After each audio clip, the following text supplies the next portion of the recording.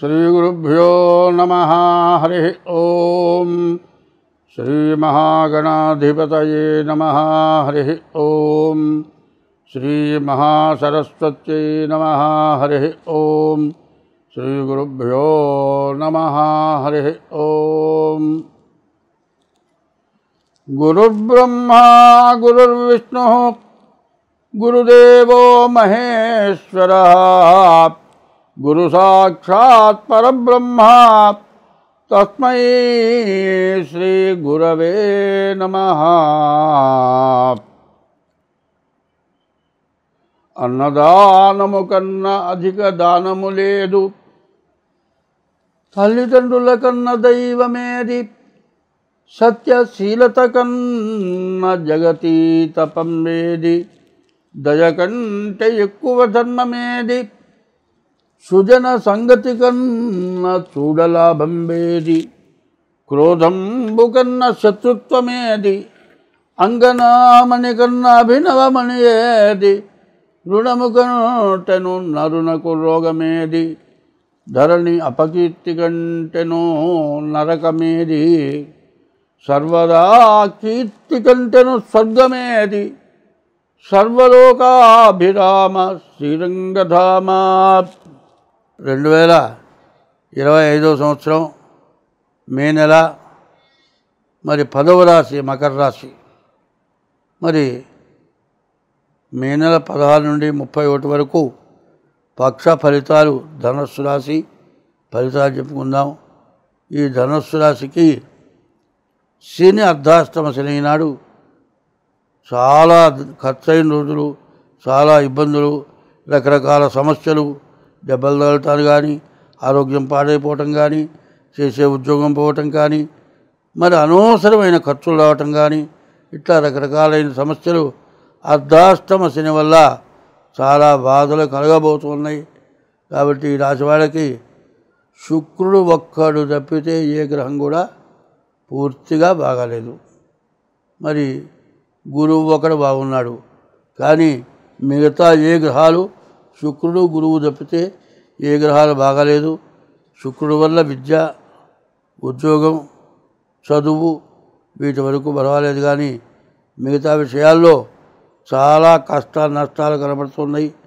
ఏమంటే ప్రతి వాళ్ళకి కష్టము నష్టం అంటున్నారంటే కాలమొక రీతి గడుపవలయో అన్నారు. హరిశ్చంద్రుడు చక్రవర్తి మంచివాడు, సత్యధర్మాలకు కట్టుబడ్డవాడు.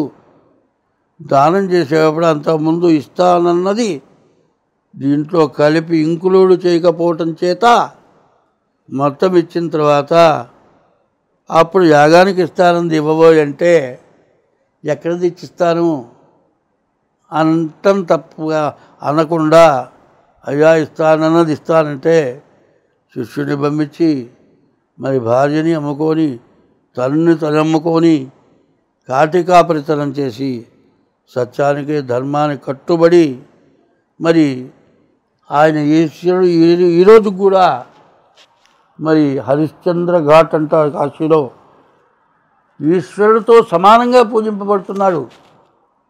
ఐశ్వర్యవంతుడు అంటే ఈశ్వరాంశ ఉంటేనే ఐశ్వర్యం వస్తుంది.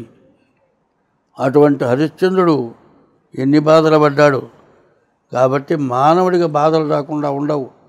కానీ ఈ రాశి వాళ్ళకి ఉన్న పరిస్థితి ఏంటంటే శుక్రుడు, శని, గురువు ఈ 3 గ్రహాలు మాత్రం బాగున్నాయి. శని వల్ల కానీ, శుక్రుడి వల్ల కానీ, గురువు వల్ల కానీ కొంత మంచి జరుగుతుంది. కానీ కేతువు, కుజుడు, రాహు ఈ పాపగ్రహాలు, రవి ఈ గ్రహాలు, బుధుడు ఈ గ్రహాల వల్ల చాలా కష్ట నష్టాలు ఉన్నాయి. ఎప్పుడు కూడా నేను కొన్ని చెబుతూ ఉంటా, నీవు ఇంద్రుడు అవుతావు, చంద్రుడు అవుతావు, గొప్పవాడు అవుతావు, రాష్ట్రపతి అవుతావు, లేకపోతే ఇతర దేశానికి చక్రవర్తి అవుతావు అనే అనవసరం మాటలు చెప్పకూడదు, చెప్పను. తర్వాత జ్యోతిష్యం ఎట్లాంటిదంటే ఖచ్చితంగా మారకం అంటారు. ఈ టైంలో చచ్చిపోతాడని చెప్పాలి. జ్యోతిష్యం చెప్పేవాడికి దైవశక్తి, దైవ బలం కలిగి చెప్పాలి. దైవ బలం గలవాడు నీవు బలాన్ని టైంలో చచ్చిపోతావురా అని చెప్పకూడదు. బలం టైం నీకు కాస్త కష్టదశ, కాస్త బాగాలేదు, మీ జాతకం చూపించుకొని శాంతి చేయించుకోండి, జాగ్రత్తగా వైద్యం చేయించుకోండి, భగవంతుడు నిన్ను రక్షిస్తాడు అని చెప్తాడు. కానీ నేను నిన్ను రక్షిస్తానని మాత్రం చెప్పాడు. అందువల్ల దైవబలం గల వాడి ఆశీర్వచనంతో చచ్చిపోయేవాడు కూడా బతకచ్చు. ఒక్కోడు అడుగుతాడు, అయ్యా నేను ఎప్పుడు చచ్చిపోతానో చెప్పమంటాడు. నువ్వు చచ్చే సంగతి కాదు, దినము మరణమని తెలియుడి, మాయ జీవికి తనువుకు తగులాయగాక, వారెవ్వరో తనవారెవ్వరో. జననం మరణం అనేది జీవికి ఎప్పుడూ చెప్పాడు. కానీ జనన మరణాల మధ్యలో నీవు మంచి చేశావా, చెడు చేశావా, ప్రతిరోజు సాయంత్రం కూర్చొని ఆలోచించాలి. మంచి చేస్తే ఆలోచించక్కర్లా, తెలుసో తెలియకో చేసినటువంటి పొరపాటు ఉంటే ఇది తప్పు చేశాను అనుకోని దైవాన్ని నమ్మి దైవాన్ని పూజించి ఇది తప్పు చేశాను, బాధ కలిగి పరివర్తన కలిగి మళ్ళీ జీవితంలో తప్పు చేయకుండా ఉంటే ఆ చేసిన తప్పుకి నీవేం ప్రాయశ్చిత్తం చాలు. ఇక మనస్సులో అనుకోవడమే ప్రాయశ్చిత్తం, ఇక తప్పు చేయకుండా ఉండటమే ప్రాయశ్చిత్తం. అట్లా ఉంటే ఏ మానవుడికి ఎప్పుడు ఎటువంటి ఇబ్బంది, కష్టము, సమస్య రాదు. కాబట్టి ఈ రాశి వాళ్ళకి సరిగ్గా 3 గ్రహాలు బాగున్నాయి, మరి ఈ 5 గ్రహాలు బాగాలేవు. కాబట్టి ఈ రాశి వాళ్ళు ఎంత జాగ్రత్తగా ఉంటే అంత మంచిది. ఈ మకర రాశికి ఏలినాటి శని అయిపోయింది కదా అని హుషారు చేయొద్దు. ఎందుకంటే అప్పులు సొప్పులు తీర్చుకోవాలి. ఈ అప్పులు తీరాలంటే ఓర్పు కావాలి. కష్టపడి మరి నిత్యం కూడా ఉప్పు కారం వేసుకొని తిని బాకీలు తెచ్చుకొని బయటపడాల్సిన సమయం. ఇంతకు ముందున్నంత కష్టం కాదు. బాగా కష్టపడ్డ వాడికి పెద్ద లెక్క కాదు. 100 కిలోల బస్తా మోసిన వాడికి 25 కిలోల బస్తా మోయటం కష్టం కాదు. 100 కిలోల బస్తా మోసేవాడు 10 చోట్ల దింపుకొని వెళ్తాడు, దింపుకుంటూ మళ్ళీ మోసుకుంటూ వెళ్తాడు. అదే 25 కిలోల బస్తా మోసుకెళ్ళేవాడు బాగా హుషారుగా ఉంటే కిందికి దింపకుండా ఇంటికి వెళ్ళిపోతాడు. లేకపోతే మధ్యలో కొంతసేపు ఆపి కాస్త మంచినీళ్ళు తెచ్చుకు తాగి సేద తెచ్చుకొని ఇంటికి వెళ్తాడు. అంతేగాని కష్టమంతా పోయింది, సుఖం రాబోతుంది. జాగ్రత్తగా ఉండండి, మీకు అన్ని విధాలు బాగుంటుంది. ఇప్పుడు 2024 నుంచి కూడా 2030 వరకు కూడా జరిగిన కొద్ది సంవత్సరాలు పూర్తిగా మనందరినీ కష్టాల్లోకి పంపించేటువంటి సంవత్సరాలు. కష్టాలు అంటే 8 రకాలు చెప్పారు. అష్ట కష్టాలు అంటారు.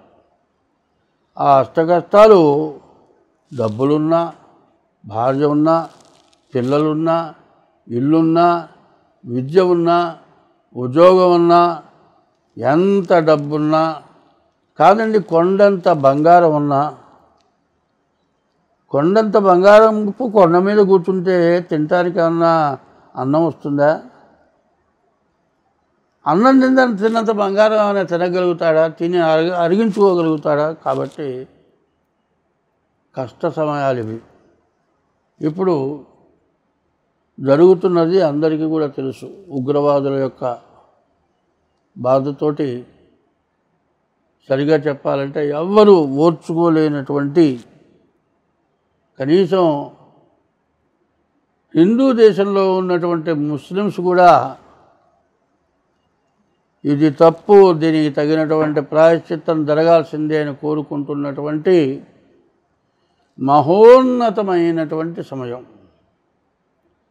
ఈ సమయం ప్రతీకారం తీర్చుకుంటామంటాం కాదు కావాల్సింది. మొన్న ఒక అమ్మాయి అక్కడ భర్తని చంపారు. అతను కూడా మిలిటరీ మ్యానే. భర్త చచ్చిపోయినందుకు, తనకు భర్త లేనందుకు కాదు, శాంతి కావాలని కోరుకుంది. ప్రతీకారం తీర్చుకోమని కోరుకోలే. అంటే ప్రతీకారం తీర్చుకోకుండా ఇట్లాంటి వాళ్ళని బాగా ప్రోద్బలం చేస్తావా అంటారేమో. అది మనం ప్రోద్బలం చేస్తే అయ్యేది కాదు. ప్రోద్బలం చేస్తే ప్రతివాడు కూడా అటువంటి పని చేయడానికి ఇష్టపడడు. అది కాలచక్రం. ఈ కాలచక్రం ఇదే కాల సర్పం అన్నారు. కాలమే సర్పమే కాటేస్తుంది. ఎవడు చేసిన కర్మ వాడు అనుభవించక తప్పదు. కాబట్టి ఇప్పుడు జరిగిన దానికి మరి దాదాపు 40 మంది జనాలను చంపారు. దాని గురించి అందరం కూడా చాలా బాధపడుతున్నాం. కానీ ఇట్లా ఎందుకు జరిగింది? ఈ జరగటానికి సమస్య ఏమిటి? సమస్య కాదు కావాల్సింది. ఏదైనా కావాల్సింది అడగటం తీసుకోవటం ధర్మం. అట్లా కాకుండా దురాగతంగా చేయటం అంతకంటే అధర్మం. అది కూడా కాదండి. ఇట్లా జరగటానికి అవకాశం ఏంటంటే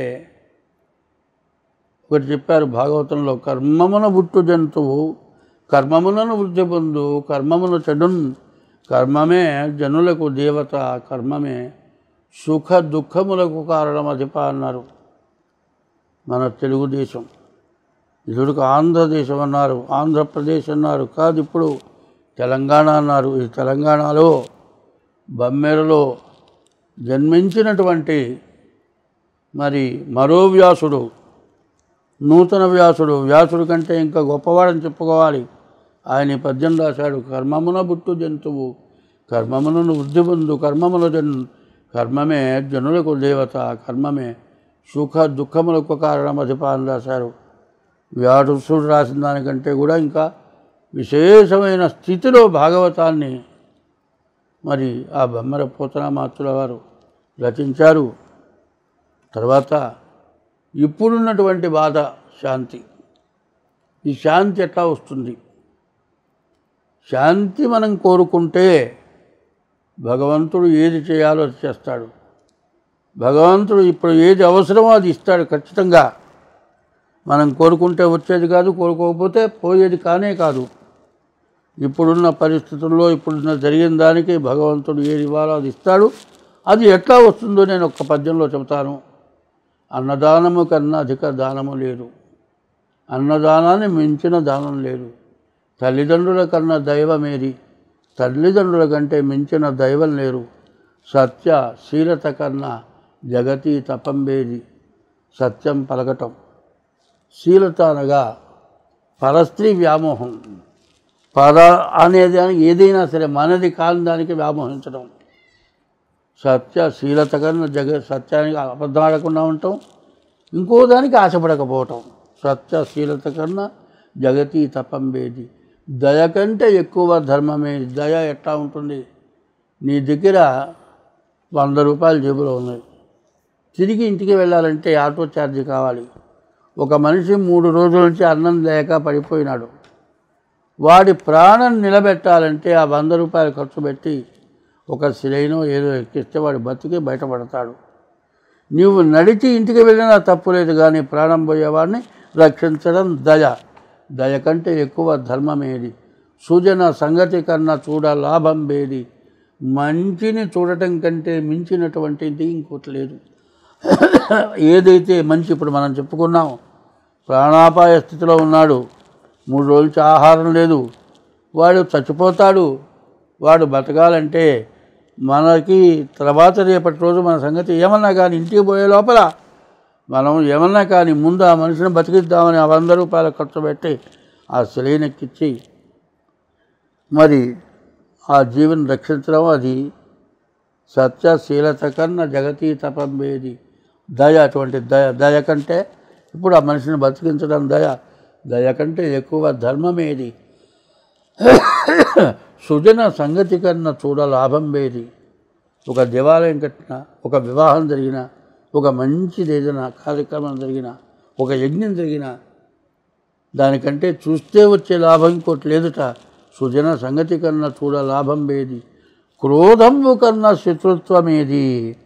ఇప్పుడు జరిగిన దానికి తిరిగి క్రోధంతో మళ్ళీ దాన్ని బాకీ తీర్చుకుందామనే క్రోధం అనేది శత్రుత్వం. అటువంటి శత్రుత్వం కంటే ఇంకోటి తేనే లేదు. క్రోధము కన్నా శత్రుత్వమేది. అంగనామణి కన్నా అభినవ మణి ఏది? అంగనామణి ఆడమనిషి కంటే వేరే మణి లేదుట. ఒక్కదానికి ఒప్పుకుంటున్నా నేను, వాళ్ళు మగవాళ్ళందరినీ చంపినా ఆడమనిషి జోలికి పోలేదు. అంగనామణి, అంగనామణి కన్నా అభినవ మణి ఏది? రుణము కంటేను నరునకు రోగమేది? రుణం కంటే రోగం కొట్లేదు. 24 గంటలు వాడు అడిగిన దానికి బాధ, తేలకపోయినందుకు బాధ, బాకీ తీర్చలేనందుకు బాధ. ఈ బాధతో వ్యాధి. రుణము కంటేను నరునకు రోగమేది? సర్వదా కీర్తి కంటేను స్వర్గమేది? సర్వలోకాభిరామ శ్రీరంగధామ. మంచి చేస్తే ఆ ఆనందం కంటే మించిన స్వర్గం లేదు. కాబట్టి ఇటువంటి ధర్మం ఉండాలి అంటే ముందు అందరూ అన్నదానం చేయండి. అన్నదానాన్ని మించినటువంటి శాంతి లేదు. కాబట్టి మనం అందరం బాగుండాలంటే ధర్మో రక్షతి రక్షితః, ధర్మో రక్షతి రక్షితః. ధర్మాన్ని నువ్వు రక్షిస్తే నిన్ను ఆ ధర్మం రక్షిస్తుంది. ధర్మో రక్షతి రక్షితః. మరి ధర్మస్య జయోస్తు, ధర్మం ఎప్పుడు జయిస్తుంది. అధర్మస్య నాశోస్తు, అధర్మం ఎప్పుడు నాశనం చేస్తుంది. ప్రాణిషు సద్భావనాస్తు, ప్రతి జీవరాశిని కూడా హింసించకుండా దాన్ని రక్షించటమే ప్రాణిషు సద్భావనాస్తు. ప్రాణిషు సద్భావనాస్తు. విశ్వస్య కళ్యాణమస్తు. విశ్వం, ప్రపంచం మొత్తం ఆనందంతో తూగిపోతుంది. విశ్వస్య కళ్యాణమస్తు, విశ్వస్య కళ్యాణమస్తు. స్వస్తి.